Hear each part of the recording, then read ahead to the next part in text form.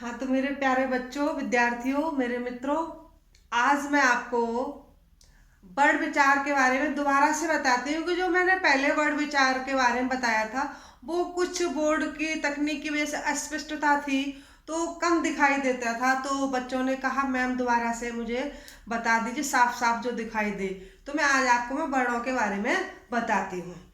तो देखिए, भाषा में जो वर्ण है, वर्ण क्या होता है? भाषा की सबसे छोटी इकाई होती है वर्ण। वर्ण कि जो हम बोलते हैं, जो भी किसी भी भाषा में हम जो बोलते हैं वो वर्ण होते हैं। अब वर्ण का जैसे उच्चारण है, तो जैसे पूछा जाए वर्ण का उच्चारण किस तरह से किया जाता है, वर्ण के उच्चारण के स्थान कौन कौन से हैं, कहाँ से कौन सा वर्ण बोला जाता है, तो मैं उसके बारे में आपको जानकारी देती हूँ। तो जैसे वर्ण है आपके, सबसे पहले आपके जो स्वर हैं, जैसे आपने माहेश्वर सूत्र में पढ़ा था। माहेश्वर सूत्र कौन कौन से थे आपने याद कर लिया होगा। जैसे आयुड़, रेलिक, आयोंग, आयोच। फिर आपके ये आपके चार सूत्रों में पाणिनि जी ने स्वरों को बताया था। चार सूत्रों में क्या बताया था? चार सूत्र में आपके स्वर हैं। स्वरों को क्या बोलते हैं? अच भी बोलते हैं। अच क्यों बोलते हैं? कि आपका अयुड़ से लेकर के अयोच तक, अयोच जो च है यहां तक आपका अच प्रत्याहार बनता है, इसलिए इसको अच भी कहा जाता है। तो प्रश्न घुमा के पूछ सकता है कि अच प्रत्याहार क्या है? अच प्रत्याहार में आपके पूरे 9 स्वर होते हैं। संस्कृत में स्वर कितने होते हैं? 9 होते हैं। आप किसी भी तरह से कंफ्यूज ना हो, संस्कृत में हमेशा स्वर 9 ही होते हैं। आप 11, 12, 13 जो भी माने जाते हैं, जो भी माने, वो कुछ भी नहीं होता है। सिर्फ संस्कृत में आपके 9 होते हैं। 9 कौन कौन से होते हैं? जैसे अभी मैं बता रही थी, अ, ई, उ, ड़, ठीक है, रे, ले, क, फिर ए, ओ, ग, आए, आओ, च। तो आपके ये तो आपके संज्ञक है, ये तो गिना नहीं जाएगा। तो आपके स्वर कितने हुए? 9। 1, 2, 3, 4, 5, 6, 7, 8, 9। तो आपके 9 स्वर हैं। और 9 स्वर में भी जैसे बोला जाता है कि जो मूल स्वर कौन से हैं, संस्कृत में मूल स्वर कौन से, या हिंदी में भी मूल स्वर कौन से हैं, तो आपके मूल स्वर कौन से हैं? 1, 2, 3, 4, 5। आपके 5 ही मूल स्वर हैं। कौन कौन से? अभी आपको बताते हैं। जैसे हम इस तरह से लिख लेते हैं, अ, ई, उ, रे, ले, और आपका ए, ओ, आई और औ। आपको पूरी तरह से दिखाई दे रहा होगा। तो देखिए, आपके ये 9 स्वर हो गए। 9 स्वर में आपके यहां तक कितने हैं? आपके ये मूल स्वर हैं। मूल स्वर है, यानी इन्हें किसी भी स्वर की सहायता नहीं लेनी पड़ती है। जब हम कोई भी उच्चारण करते हैं, हमने उच्चारण कर, किसी स्वर की आवश्यकता नहीं। ई है, उ है, री है और लुई है। तो इनको 5 स्वरों को हम मूल स्वर कहते हैं। और ये आपके अब जैसे 9 स्वर हैं, 9 में से 5 तो आपके मूल स्वर हो गए। अब बचते कितने? आपके 4 स्वर। ये आपके 5 मूल स्वर हो गए, अब बचे आपके 4 स्वर। 4 स्वर कैसे हैं? ये संयुक्त स्वर है। कैसे है? संयुक्त स्वर है। अब संयुक्त स्वर कैसे है? जैसे आपका ए है, तो अ प्लस ए, जब आपके बना ए, तो फिर बना आपका ओ, आपका अ प्लस उ बराबर आपका ओ। ए आपका अ प्लस ए बराबर आपका आई।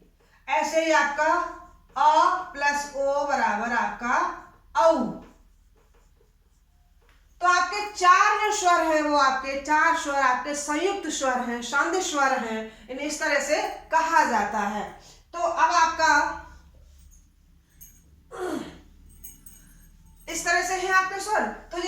प्रश्न आ जाता है मूल स्वर कितने हैं? मूल स्वर हैं 5। कौन कौन से? अ, ए, ओ, रे, रे। फिर आपके संयुक्त स्वर कौन से हैं? ए, ओ और ऐ और औ। अब देखिए इनका उच्चारण स्थान कैसे है, पहले भी मैंने बताया था। जैसे अको विसर्जनीयाम कंठा, इचु ईशानाम तालु, ऋतु रसाणाम मूर्धा और आपका ऋतु रसानाम दंता, ऐ दो तो कंठ कंठ तालु, ओ दो तो कंठोष्ठ, वकारस्य कंठोष्ठ, वो दंतोष्ठ, वकारस्य दंतोष्ठ। तो इस तरह से इसमें था। अब पहले हम स्वरों को ही बता देते हैं कि कौन सा स्वर का स्थान किस तरह से कहां से बोला जाता है। ये तो आपको पता ही है कि कोई भी हम स्वर बोलते हैं, व्यंजन बोलते हैं, तो हमारे 5-6 जो उच्चारण स्थान है वहां से बोला जाता है। जैसे कोई मूर्धा से बोला जाएगा, कोई जिह्वा से बोला जाएगा, कोई दंत से बोला जाएगा, कोई मूर्धा से बोला जाएगा, कोई तालु से बोला जाएगा। इस तरह से हमारे उच्चारण स्थान है। तो ये जो अवयव है उन्हीं के द्वारा हमारे ये वर्ण बोले जाते हैं। अब जैसे आपका अकंठ हो गया ना, पढ़ा था आपने, अक विसर्जनीयाम कंठ। ई आपका इचु ईशानाम तालु, तालु या तालव्य। ऊ आपका क्या था? ओष्ठ था। ऊ किससे बोला जाएगा? ओष्ठ से। री बोला जाएगा मूर्धा से, ऋतु रसाणाम मूर्धा, ऋतु रसानाम दंतः। तो ये किससे बोला जाएगा? दंतः। अब था ये अभी बताया था ना, एक किससे मिलकर के बना है? अ और ई से बना है। तो आपका अ किससे है? कंठ से, और ई किससे? तालु से। तो क्या होगा? कंठ तालु, कंठ तालु। ठीक समझ में आ रहा है ना? मैं बहुत ही कहना चाहिए बड़ी सटीकता से, बड़े ध्यान से पढ़ा रही हूँ कि आप कहीं भी गच्चा लिखा जाए, किसी तरह से कोई कंफ्यूजन न हो। तो एक एक शब्द का मैं बहुत बारीकी से बता रही हूँ आप वर्ण को। तो आपका ओ कहां से हो गया? अभी मैंने बताया था ऊ और अ मिलकर के आपका ओ बना था। तो ऊ क्या है? ओष्ठ है। अ कहां? कंठोष्ठ, कंठ है। तो आपका ओ हो गया कंठोष्ठ, कंठोष्ठ। तो आप अब बिल्कुल भी नहीं कंफ्यूज होंगे। ये क्या है? कंठ। ए क्या है? कंठ तालु। ओ क्या है? कंठोष्ठ। इसी तरह से ऐ क्या है? कंठ तालु, कंठ तालु। और औ आपका कंठोष्ठ, कंठोष्ठ। तो आपको स्वरों के बारे में पता पड़ गया है कि कौन सा स्वर कहां से बोला जाता है। अकु विसर्जनीयाम कंठा, इचु ईशानाम तालु। इस तरह से आपका ये अकंठ है। आपका ह्रस्व हो, जैसे अकु विसर्जनीयाम में था ना। अब जैसे एक आपको समझाते हैं, इसका भी, इससे भी हम आपको समझा देते हैं। तो इस तरह से आपके ये स्वर हो गए। अब दूसरी तरह से हम सूत्रों के द्वारा भी आपको समझाने का प्रयास कर रहे हैं, उनको भी समझना। और आपके जो सूत्र हैं आप उनको याद कर लें, कंठस्थ याद कर लें, जिससे आप कहीं भी किसी तरह से कोई भी धोखा न खा सके। जैसे आपका ये है अ कुहु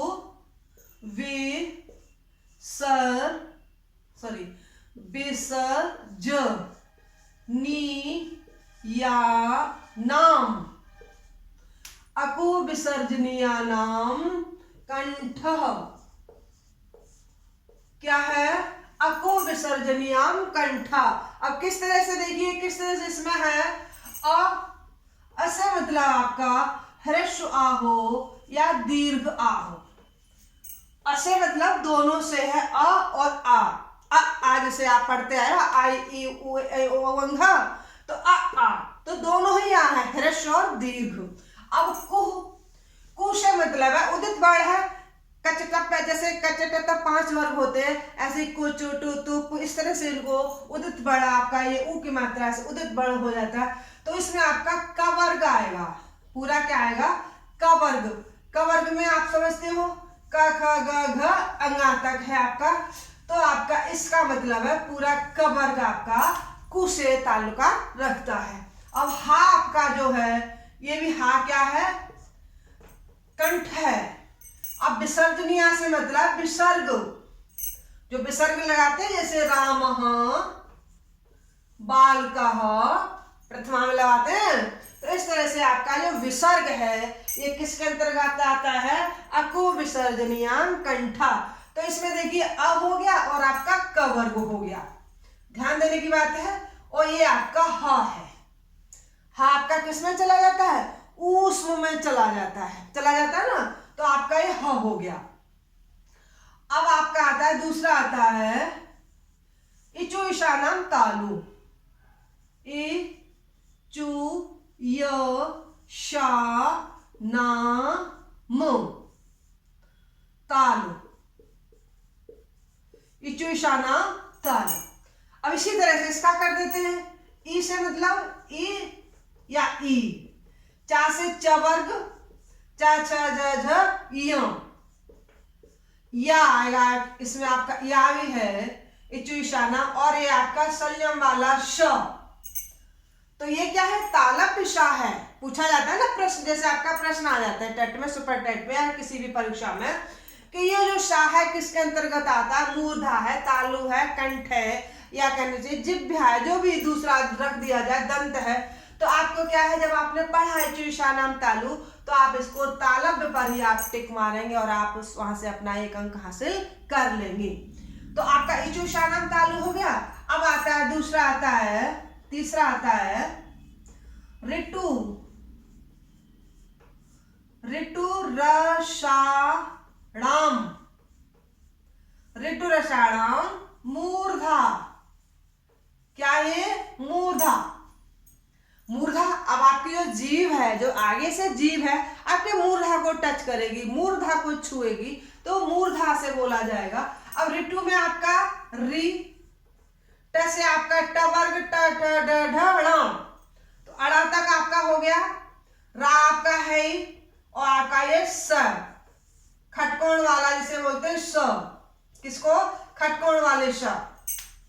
तो आपके इतने वर्ग। अब आप इस बात को ध्यान देना, ये सा हो गया, ये हा हो गया, ये सा हो गया, तो ये किसमें चल रहा है? उसमें चल रहा है ना। देखिए स स, अब आपका एक स रह जाता है, हा आ गया। इधर ये आपका र है। क्या है? र। तो र किस में जाएगा आपका? है वरट में चलता है, यड़ प्रत्याहार में अंतस्थ में चलता है, तो ये आपका र चलेगा।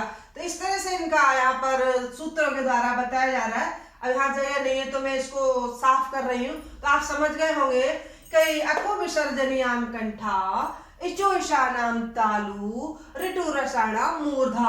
आपका री हो जाए, ट वर्ग का कोई भी वर्ड आ जाए, ट थ ड ढ अड़ा तक आपका ऋतु मूर्धा में चलेगा, और र आपका जो है वो मूर्धा में रहेगा, और खटकोण वाला स है वो आपका मूर्धा में माना जाएगा। तो अब इसमें आपका इचु ईशाना में समझ गए थे। आपका ई है, च है, च वर्ग का है, और आपका य है, और आपका श संयम वाला है, ये आपका तालु में माने जाते हैं। ठीक, ओके, मिटाऊं। अब आपका आता है इसके बाद ऋतु लशानाम दंता। क्या आता है? ऋतु लशानाम दंता। ऋतु ल सा नाम दंता। दंता क्या है? कि दांतों से वो एक दंत, अगर सिर्फ दंत होता, मान लीजिए इतना होता, तो एक दांत से थोड़ी नहीं कोई भी वर्ड बोला जाएगा। तो दंता में सभी दांतों से कहीं ना कहीं आपका यहाँ पे मिलता है। तो दंता में बहुत सारे द्विवचन में, मतलब बहुवचन में दंता में पहुंच जाता है। अब ऋतु रसानाम में देखिए लृ, लृ से मतलब लृ, और आपका त से मतलब तवर्ग। तवर्ग में समझते हो? त थ द ध, और आपका न। पूछा जाए न किस वर्ग में आता है, तो आपका दंत में आता है, दांत से बोला जाता है, दंत वर्ग में माना जाएगा ऋतु रसानाम दंता। अब आपका ल है, और आपका ये स है, तो ये क्या है? ये वाला स दंत सा है। ला आपका दंत में माना जाएगा, और ता था दा भी आपके दंत में न जाएंगे, और लुई आपका है, ये किस में माना जाएगा? दंत में माना जाएगा। बस क्या है? स्वर ही तो चल रहा है आपके। आपका अ हो गया, ई हो गया, और आपका री हो गया, और री हो गया। अब बचा क्या आपका? उ बचा है। मूल स्वर में यही तो बचा है, ऊ बचा है। अब देखिए इसको भी बताएंगे। और आपका ए बचा है, क्या बचा है, ए। दो बचे हैं, 4 दो हो गए आपके, ये 2 बचे हैं, इसको भी समझाते हैं। तो आपका ये समझ में आ गया, ऋतु लसानाम दंता। तो लि में रि और त वर्ग और आपका ल और आपका स। तो मैं उम्मीद कर रही हूँ, आशा कर रही हूँ कि आप इसको बहुत अच्छे तरह से समझ रहे हैं। अब आप अगर आपने इस तरह से समझ लिया तो आप बिल्कुल भी किसी भी तरह से कहीं धोखा नहीं खाएंगे, कहीं मात नहीं खाएंगे, बिल्कुल भी किसी से कच्चा नहीं खा पाएंगे। आप प्रश्न किसी तरह से भी घुमा फिर के पूछ लिया जाएगा। वर्ण है किसमें आता है, आपका कंठ है, जिह्वा है, मूर्धा है, दंत है। तो आप कौन सा क्या ढूंढेंगे कि लि हमारा दंत में बताया गया था, दंत ढूंढेंगे ऑप्शन। तो आप दंत में टिक मार देंगे, बिल्कुल आंख बंद करके मार देंगे और आपका नंबर कंप्लीट, नंबर आपको प्राप्त हो जाएगा। तो अब आपका क्या बचा, ऊ बचा है। अब जैसे है उपू मध उपूध्व मानी या नाम, क्या था,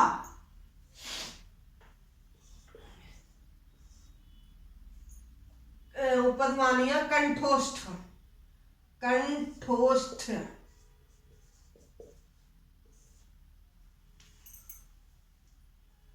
उपध्मानीय कंठोष्ठ। तो देखिए जो आपका ये ऊ है, अब ये बड़ा ऊ है ना, अब देखिए ये तो ऊ हो गया, अब यहीं पे आपका देखिए बड़ा ऊ कर दिया है। तो दोनों ऊ और ऊ। अब प बचा, पद्मानीय नाम, उपू पद्मानीय नाम। तो अब देखिए प है, प आ गया। तो आपका ये क्या है, ये आपका कंठोष्ठ मान, क्यों कि जो आपका उपू पद्मानीय था वो क्या था, ओष्ठ था, क्या था, ओष्ठ था। तो आपका प क्या है, ओष्ठ है, तो आपका कंठोष्ठ माना जाएगा। क्यों माना जाएगा, आपने जो ये आपका सॉरी, हाँ सही है, तो आपका कंठोष्ठ माना जाए, सॉरी ओष्ठ माना जाएगा, सिर्फ आपका कंठ वो ओष्ठ माना जाएगा। क्यों माना जाएगा कि ऊ और प ओष्ठ से ही बोले जाते। जैसे आपका होता ओ दो तऊ का, ऐसे होता ना, ओ दऊ तऊ, तो आपका ये होता कंठोष्ठ, कंठोष्ठ। क्यों होता कि जो आपने ओ बनाया था, ये तो ओ हो गया आपका, ये है, अब ये बड़ा ओ है, औ दोनों ही ओ, इसमें दोनों ही माने जाएंगे। तो आपका किससे बना था, अ और ऊ से बना था, क्या बना था आपका ओ। तो क्या हो जाएगा, ये आपका कंठ है और ये आपका ओष्ठ है, तो आपका कंठोष्ठ माना जाएगा। ठीक है, वो आपका ओष्ठ, उपपद्मानीय का ओष्ठ से माना जाएगा। ठीक है, ऊ और आपका पा है आपके ओष्ठ से माने जाएंगे।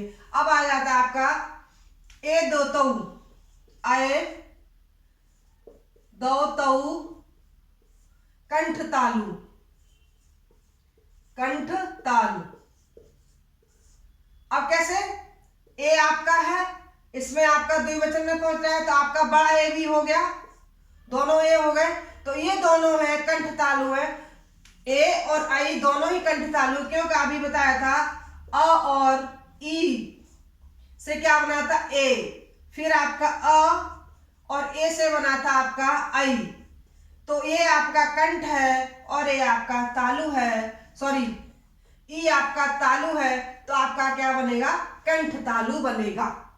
ठीक है, अब जितने भी जो है आपके यमंगल नाम, जो आपके पंचमाक्षर हैं, जैसे य है, य मंग ग ड़ न, म तो रख देते हैं, वो प्रत्याहार की वजह से रख देते हैं, एक माँ आपका यहाँ आ गया है। अब जैसे ये तो नासिका च, नासिका च क्यों है कि जैसे ये आपका किस में आया था, च छ ज झ यूं। तो जैसे प्रश्न आता है ये क्या है, जैसे मान लीजिए सिर्फ नासिका है तो नासिका कर सकते हैं, और नासिका तालु हो तो आपका नासिका तालु माना जाएगा। किसमें माना जाएगा, नासिका और तालु दोनों में ही आएगा ये वाला वर्ड। क्यों आएगा कि नासिका से तो है ही है, लेकिन ये तालब वाले में आ रहा था, ये चूषा नाम तालब में आ रहा था, इसलिए नासिका तालु माना जाएगा। ऐसे ही माँ है, नासिका तो है ही, लेकिन माँ किस में आ जा रहा है, प फ ब भ म, तो नासिका और ओष्ठ में माना जाएगा, नासिका ओष्ठ। ये आपका ऐसे अंगा है तो आपका कंठ और नासिका से माना जाएगा। अड़ा है आपका नासिका और मूर्धा से माना जाएगा। ना है आपका तो आपका ना किससे बनता था न, आपका नासिका और आपका दंत माना जाएगा। तो इस तरह से इनको भी पूछ लिया जाता है घुमा फिर के, मतलब पूछने का मतलब ये है कि परीक्षार्थी का दिमाग को घुमाना, दिमाग की दही बनाना, किस तरह से वो मथ करके उसमें से मक्खन निकालेगा। तो इस तरह से ही होता है। तो आपका ये कंठ नासिका हो गया, ये नासिका और मूर्धा हो गया, ये वाला मूर्धा हो गया, और ये आपका दंत और नासिका हो गया। इस तरह से आपके पंचमाक्षरों का भी घुमा फिर के पूछ लिया जाता है। अब आपका क्या बचता है, जैसे आपके स्पर्श व्यंजन थे, स्पर्श व्यंजन को कितने में मान, स्पर्श, ऊष्म और अंतस्थ, 3 में मान किया गया ना। तो स्पर्श व्यंजन में आपके, स्पर्श व्यंजन में सबसे पहले आपका आता है क, च, ट, त और प।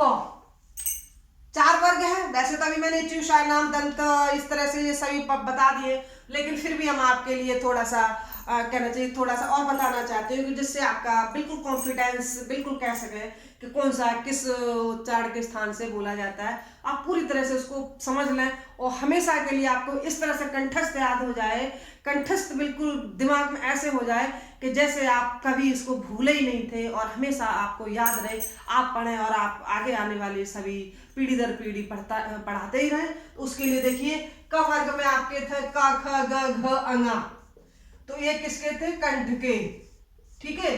च किसके, च, छ, ज, ज, य, दिखाई दे रहा होगा, च, छ, ज, य, ये किसमें थे, तालु में, ये तालब में थे। ये किसके थे मूर्धा के, और ये किसके हैं, ता से ना तक, दंत, और ये किसके हैं, पा फा वा वा म, ये ओष्ठ के, ये किसके हैं, ओष्ठ। तो इस तरह से आपके जो स्पर्श व्यंजन है, तो स्पर्श व्यंजन में कंठ आ गया, तालु आ गया, मूर्धा आ गया, दंत आ गया, ओष्ठ आ गया। तो आपके जो इसमें 5 वर्ग माने जाते हैं, और 5 में आपके 25 वर्ण होते हैं। कितने होते हैं, स्पर्श व्यंजन में आपके 25 वर्ण माने गए हैं। माने क्या, माने जाते हैं, माने है ही 25 वर्ण है आपके इसमें स्पर्श व्यंजन में। स्पर्श व्यंजन के बाद आता है आपका कौन सा आता है, अंतस्थ व्यंजन। अंतस्थ व्यंजन, अंतस्थ व्यंजन, अंतस्थ व्यंजन में 4 है। 25 हो गए आपके, 9 आपके स्वर हो गए। अब देखिए अंतस्थ व्यंजन में ये तो स्वर है, इनको अलग करिए। अब अंतस्थ में 4 है, कौन कौन से, य, व, र और ल। वो य, व, र, ल है वरट का जो, और लड़ 2 जो प्रत्याहार है, उनमें आपके ये अंतस्थ के व्यंजन आते हैं, हैवरट और लड़। तो अब देखिए इनको अर्धस्वरवी कहा गया है। वैसे यण प्रत्याहार है, यण प्रत्याहार के अंतर्गत रखा गया है। अब यण संधि किसमें होती है, स्वर संधि में होती है। किसमें होती है, स्वर संधि में होती है। अब यण में क्या है, जैसे आप पढ़ोगे ए, उ, रे और ले, जो आपका एक प्रत्याहार है, एक प्रत्याहार स्वर संधि के अंतर्गत आता है, और वो भी यण संधि में माना जाता है। जैसे वृद्धि का है आकाशवर्ण दीर्घ, आद गुणा का, गुण संधि का आद गुणा है आपका, वृद्धि रेची है, वृद्धि संधि के एचो अय वाव आपका आयादी संधि का है, एंग पर रूप आपका पर रूप का संधि का है। इसी तरह से यण संधि का सूत्र क्या है, यण संधि का सूत्र वो इनका अंतस्थ व्यंजन का सूत्र क्या, यण है। अब जैसे हमने उसमें करते हैं, ई के स्थान पर य, उ के स्थान पर व, री के स्थान पर र और ली के स्थान पर ल, इस तरह से करते हैं। अब जब ये स्वर संधि के अंतर्गत, ये स्वर है, स्वर के स्थान पर ही तो ये आ रहे हैं, तो इसलिए इनको अर्ध स्वर माना जाता है। प्रश्न आ जाता है कि यह है, वैसे तो देखा जाएगा आप व्यंजन में उसको व्यंजन में गिनती करोगे, लेकिन आप प्रश्न आ जाता है कि इसमें अर्ध स्वर है, तो आपका उसमें क रख दिया, छ रख दिया, य रख दिया और ह रख दिया। तो आपको पढ़ा है कि यड़ संधि में, यड़ संधि के अंतर्गत जो बताया था, यड़ प्रत्याहार में जो आता था य का ई का य हो जाता है, तो आप बता सकते हैं यही अर्ध स्वर है। ठीक है, तो आपका ये अंतस्थ व्यंजन में है य व र और ल। अब बचता है आपका ऊष्म। कितने बचता है? ऊष्म। तीसरे है ऊष्म व्यंजन। ऊष्म में कौन से हैं? अब आपके देखिए क से लेकर के मा तक हो गया, का देव मावसान। अब आपका अंतस्थ व्यंजन हो गया। अब आपका कौन से बचते हैं? स, स और ह। स ह।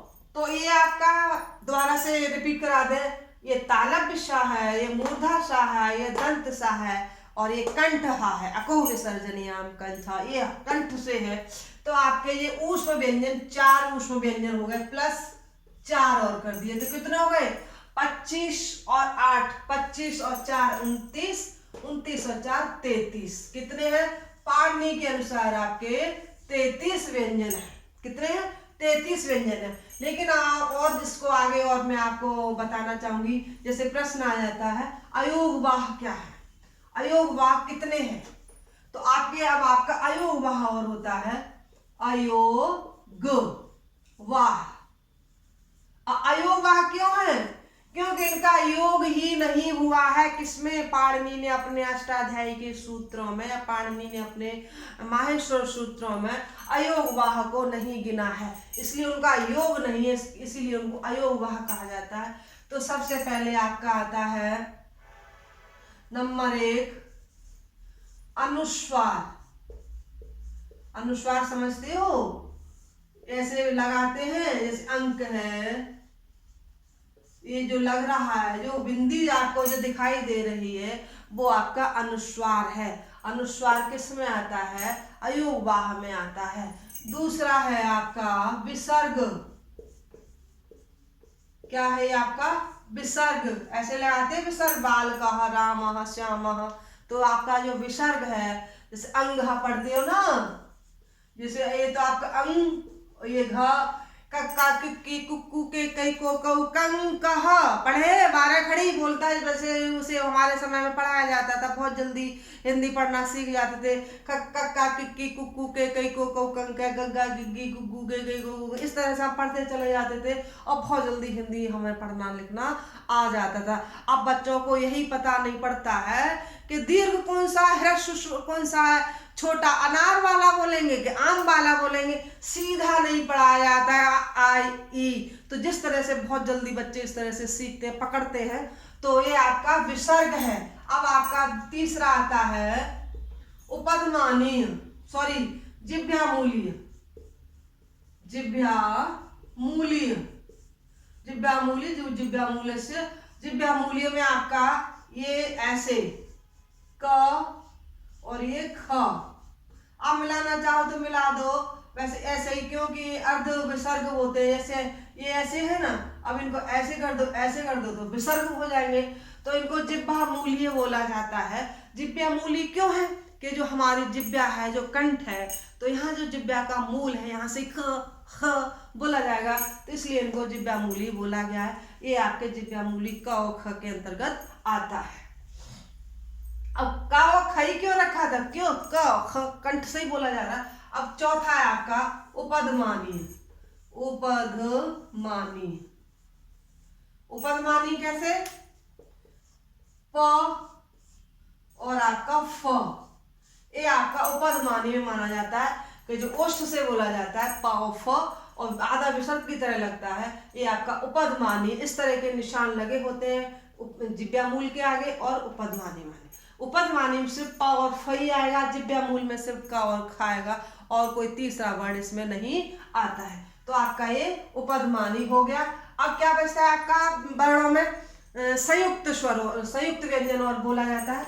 तो लो संयुक्त व्यंजन और बताते हैं। आपने लिख लिया होगा, उतार लिया होगा और उतार लेना। तो आपका ये हो गया। तो अब बचा है संयुक्त स्वर। संयुक्त स्वर भी 4 बताए गए हैं। मैं संयुक्त स्वर, संयुक्त व्यंजन, लेकिन पाणिनि ने तो संयुक्त स्वर व्यंजन रखे ही नहीं। क्यों नहीं माना? जैसे उन्होंने लिखा इंद्र, इंद्र में आपके 2 है, ना भी है, रा भी है। तो पाणिनि को तो जहां पर जिसकी जरूरत पड़ी वहां पर उसी तरह से, जैसे आपका आपके जैसे आ नहीं रखा है, बड़ी ई नहीं रखा है, बड़ा ऊ नहीं रखा है, और उनको जिस तरह से जरूरत पड़ी उस तरह से यूज कर लिया। जैसे आपका किसी को बुलाना पड़ा, जैसे पूजा, तो आपका दीर्घ है। आपको तेज दूर तक आवाज देनी, पूजा, तो आपका प्लत स्वर हो गया। तो इस तरह से इसमें नहीं रखा। इसी तरह से संयुक्त स्वर भी, संयुक्त व्यंजन भी पाणिनि ने नहीं बताए हैं, लेकिन और विद्वानों ने, जज्बातिकार है और किसी ने भी जिस तरह से बताए। तो संयुक्त व्यंजन आपका है जैसे क प्लस स बराबर छ, छतरी वाला जो छ बोलते हैं, इस तरह से है। फिर आपका है त प्लस र बराबर त्र, त्रिशूल वाला। फिर आपका क्या आता है, क्या कहते हैं, ज प्लस य बराबर ज्ञ। इसको जैसे ज्ञानी नहीं बोलते, ज्ञानी बोलते हैं, विज्ञान नहीं बोलते हैं, विज्ञान बोला जाता। शुद्ध वर्ड तो विज्ञान है, शुद्ध वर्ड, शुद्ध शब्द तो ज्ञान है। लेकिन क्योंकि देश में असर रहा है ना विदेशियों का, तो अपनी मूल संस्कृति, मूल भाषा को भूलते गए हैं और विदेशी भाषाओं को अपनाते गए हैं। जैसे इंग्लिश में बता दिया, ज्यादातर उन्हीं शब्दों का प्रयोग करते हैं, तो विज्ञान बोलने लगे हैं। लेकिन सही शब्द है विज्ञान, सही शब्द है ज्ञान, इस तरह से बोला जाता है। और एक और आपका है श, स प्लस र बराबर श्र। तो बहुत सारे और भी, जैसे मान लीजिए कोई भी एक हमें हमारे विचार से एक और आता है। ये तो 4 बताए। और जैसे द है, सॉरी, ये द प्लस य, तो जैसे विद्या वाला द है ना, विद्युत वाला द है, विद्युत, विद्या। जैसे आप कहीं देखते होंगे ना, जैसे विद्यार्थी लिखा है, विद्यार्थी, ऐसे भी पढ़ते हैं हम, और ऐसे भी देखते हैं विद्यार्थी, क्योंकि ये भी तो संयुक्त किया गया द और या को, तो ये भी तो होना चाहिए। अब नहीं रखा, बात अलग है, इसका भी कोई कारण होगा। तो लेकिन ये आपके संयुक्त व्यंजन है। तो आपका हमने शुरू से कहाँ से कराया, अ से लेकर के अकु विसर्जनिया से आपके स्वरों को ही बता दिया, कौन सा का कंठ से है, कौन सा तालु से है, कौन सा मूर्धा से है, कौन सा जिह्वा से, ये सारे हमने बता दिए।